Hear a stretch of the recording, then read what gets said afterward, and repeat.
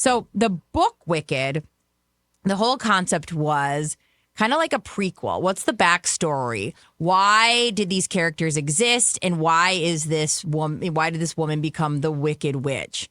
In this book, it's funny how they have now like marketed this book as kind of like a fun version of the play. It is not. No. Definitely don't pick it up thinking that is what you're going to get. You're going to get like a very, very brutal story about a woman who was treated horribly her whole life, born green, sharp teeth, like to bite people, was scared of water, and as we know why, like later. But the whole idea is the backstory of why there were monkeys with wings, why there was a Tin Man, a cowardly lion, and it's kind of like filling in the gaps later. So then, of course, this musical was made and is a huge hit. It definitely leans more. It's kind of like a Harry Potter vibe meets The Wizard of Oz, or meets Wicked, because it kind of focuses on the schooling of these two women and their differences.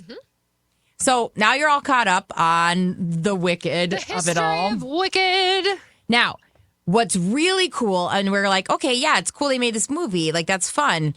But we have two Broadway actresses. I mean, Ariana Grande, that's where her roots are. Cynthia Erivo is one of the biggest darlings of Broadway. So when they took on this part, they were talking about how are we going to make this? And I found this clip about the making of Wicked, and I'd love you guys to hear it. Did I send it to you, Mike? Can I have 1 second of it? Can we? You want to do it? This is a little clip of them singing in harmony. Go ahead. Oh, sorry, my Yeah, bad. no, Let me it's grab okay. this one. I right. apologize. You're okay. This one wasn't working right now. Now it is. Okay, hold on a second. So Here we go. Perfect. 3, 2, 1, action. We chose to sing live because it meant that we would be further connected to the words we were saying You were well armed and to each other. from becoming popular. It was an immediate no-brainer for Cynthia and I. We both were like, well, of course we're singing live. There's something special about what happens when music is live in a room.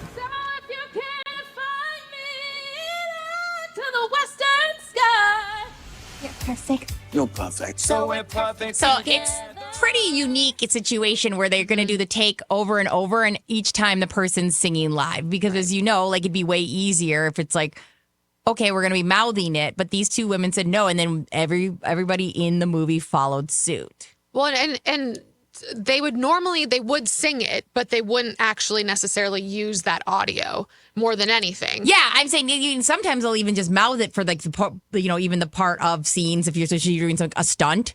But they even talked about when, especially Cynthia Erivo has a lot of like aerial stunts. She talked about how she had to learn how to breathe differently in this harness so she could sing live. Now that's very rare for them to not just use dubbed over audio completely at that. I loved the show. I know we brought Q in. Of course, Quinn, you were there with your girlfriend, Rachel. I was. I come at this from a place of, like I said, I got the sheet music in 2003. I listened to the music. I went to the show when I was in college. I got to come one of the times that I came here. So I went into it like, I know everything. I've read the book. I love it. And I was obsessed. I thought 2 hours and 40 minutes was fine. To me, it flew by. I thought that the set was incredible, to your point, Brittany, when they went to Shiz, where like this school that you've seen in your mind, or maybe you've seen it on the stage, but the way that they made it this like Mediterranean, to your point, meets Hogwarts, meets like all these little things that you maybe wouldn't notice unless you were a really big Wicked fan. And if you did notice, it didn't really matter. Yeah. And a lot of people don't know too, is they really tried to focus, especially in the center stuff, is they didn't want to use a lot of special effects. No. So even the train was real. Right. And like the flowers. The first like 20 rows of the flowers were real, like, which Insane is crazy. for Munchkin Because, it's tulips. It's just fields and fields of flowers. Incredible. Q, I'm curious, like your background with Wicked and then what you thought of it. So I grew up with one of my younger sisters doing a lot of theater. Yeah. So I was always around theater. I've always really loved and appreciated theater. And I've seen Wicked on the stage one time, probably 12 years ago, 12 or 15 years ago. Yeah. So I knew the music, I knew the characters. I remembered next to nothing about the story. Like the actual story that was going to take place, I did not remember at all. So I was kind of going in being familiar with what Wicked was, but without remembering every beat, which was cool. It was fun to like experience it in a new way, like someone potentially who has never seen any version of the stage show. But the music was all very familiar for me, and you know, I know a lot of the songs, and but it was a blast. It was super fun, and like you said, it like brings in that magic that is so associated with the Wizard of Oz. Yeah. And that movie has so much magic in its creation because everything is practical. And the fact that they can make that world in the original movie is amazing and is a feat on its own. And so to be able to make this feel amazing in a new way is a challenge. And I think they did it. Yeah, I think my favorite thing about the whole thing, I mean, the set's amazing. You kind of sometimes take all that for granted too, because you know the set's going to be amazing. You know the outfits are going to be amazing. But it's the casting. Like, the casting was perfection. I mean, I can't walk away like I think Ariana Grande played Galinda like cotton candy that had gone bad in the best way. I feel like Cynthia Erivo, if you watch her and you don't walk away going, that person is a star. Her reaction, like if you look at her face when other people are saying lines, she's always on because you can tell she's from Broadway where you can always be seen. She's always doing something where you're like, okay, that person. The casting was perfection.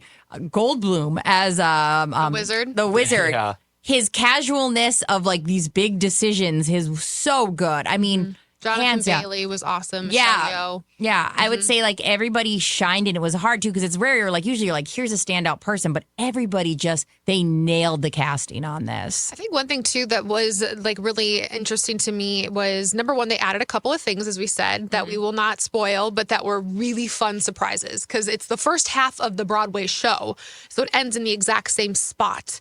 However, they added some more little tidbits. I thought that was really fun that they did that. And also the animals. When you watch it on and off Broadway, like people playing animals is one thing, but when you see the CGI of these animals, it gives you another like sentimental layer. Totally. Incredible. See it with your friends, see it with your family.